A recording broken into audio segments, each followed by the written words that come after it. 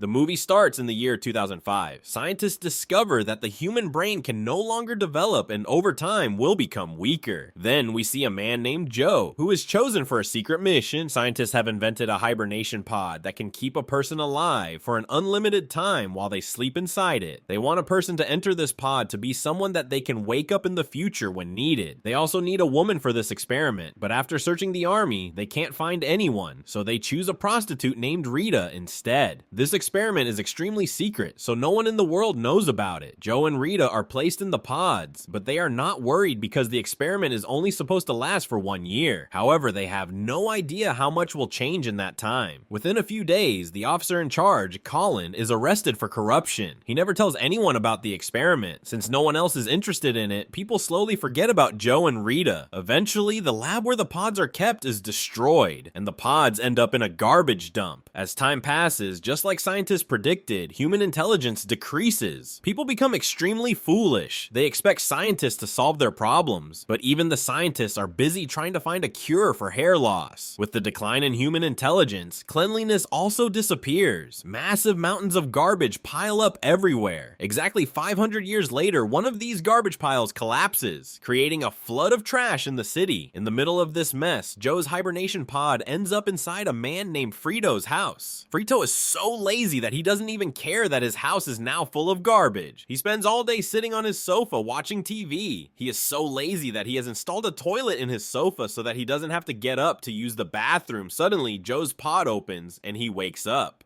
He tries to talk to Frito, but as soon as he speaks, Frito pushes him out of the house. Joe is completely confused about what is happening around him. He wonders how everything could have changed so much in just 1 year. Even the way people speak has changed. They now talk almost like monkeys. When Joe tries to speak English with them, they get scared and chase him away. He eventually finds a hospital, but there, only people who win games are treated for free. In the future, hospitals only treat patients if they have money or if they win a game. Seeing this, Joe gets even more confused. He asks the receptionist about the doctor, and the nurse immediately presses a button on her desk. Joe is very thirsty, so he goes to a nearby tap to drink water. But in the future, people no longer drink water. Instead, they drink an energy drink because they believe water is only used for flushing toilets. Joe then meets a strange-looking doctor who seems like he just ran out of a jungle. Just then, Joe sees a magazine with the date on it. Before he can process what's happening, the doctor sits in front of him and starts using big, complicated words to sound smart. After a short conversation, the doctor declares Joe as insane. Instead of giving him an injection, the doctor decides to give him electric shocks and charges him $5 billion for the treatment. Now Joe finally understands why people are playing the game so desperately. It's their only way to pay for treatment.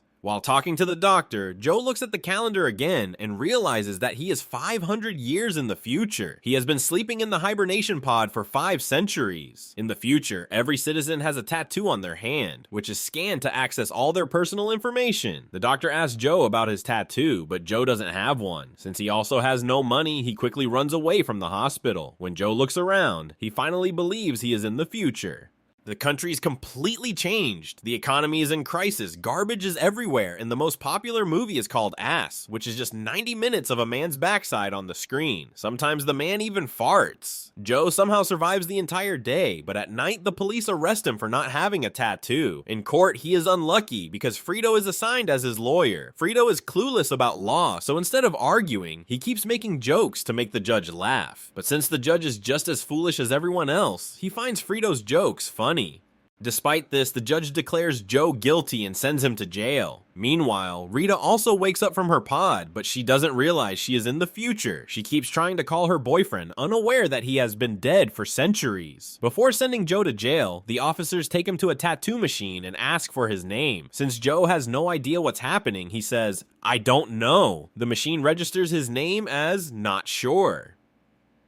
Then Joe is forced to take an IQ test. To everyone's surprise, he passes it easily. In fact, he has the highest IQ in the entire world. This is when Joe realizes that he is now the smartest person on the planet. When he reaches jail, Joe tells the guards that his release date is today. The guards are so dumb that they believe him and let him go without any questions. However, while escaping, Joe gets caught in a small problem, but somehow manages to get out. Joe runs straight to Frito's house because he doesn't want to stay in this world. world. He thinks that in the last 500 years, someone must have invented a time machine. Frito tells him that there is something called a time machine in a museum, but Frito refuses to help Joe at first, but Joe uses his brain and easily tricks him. He promises Frito that if he helps, he will get $8 billion when they return to 2005. Just then, the police arrive, but Joe and Frito escape through a broken window at the right moment. On the way, they meet Rita and bring her along in their car. No matter how many times they tell her, she refuses to believe that they have traveled 100 years into the future. She is only worried about why her boyfriend is not answering her calls. Maybe he has found another girl. When they reach the museum, Joe forgets to hide his tattoo. The scanner detects him immediately and alerts the police about his location. Luckily, before the police arrive, they leave the car and escape. In the future, the police don't like to ask questions. Instead, they and the crowd randomly set the car on fire, just for fun. No one knows why they are doing it, they just enjoy the chaos. After escaping, Frito takes them to the biggest trade center of the future. From there, they need to take a metro to reach the museum. Just before boarding the metro, Rita asks to use the bathroom. At that moment, Joe's tattoo gets scanned again. This time, the police arrive instantly and arrest him, but instead of sending him to jail, they take him straight to the White House. There, he meets the president, a muscular man named Camacho. Since Joe is now officially the smartest person in the world, the president makes him the Secretary of the Interior. Then he announces that Joe will solve the country's food crisis. If he succeeds, his punishment will be canceled, but if he fails, they will use him for a deadly game. Joe is then taken to an important meeting where he must prove that he is the smartest person alive. He just uses a few basic words in a formal way, and all the ministers are instantly impressed. The main problem is that no crops grow anymore, which is why there is a food shortage. However, Joe is more interested in finding the time machine. Just then, Frito gives him a map to the time machine, but Frito is so foolish that the map is nothing but a few scribbled crooked lines. When Joe reaches the farmlands, he realizes that farmers are using the energy drink instead of water to grow crops, just like they drink it themselves. Joe immediately tells the government to use real water for farming, but no one listens to him, so he lies and says that he can talk to plants, and the plants are complaining that they don't like the taste of the energy drink. They want water instead. This trick works, and the government changes the rule. As soon as this rule is applied, the stock market for the energy drink crashes, and half of the country becomes unemployed in just one day. Meanwhile, even after using water for many days, no crops grow. This means Joe's plan has failed. As punishment, he is sent to a stadium where he must fight for his life against a deadly monster truck. According to the law, he will be taken inside the stadium and a dangerous truck will chase him. Soon, Joe finds himself standing in front of the massive truck inside a tiny car. At this point, he realizes that if things keep going this way, he won't survive for long. Rita feels very sad about Joe's punishment, but then she looks out of the window and sees a rose growing. This means Joe's idea was correct. Crops can grow with water.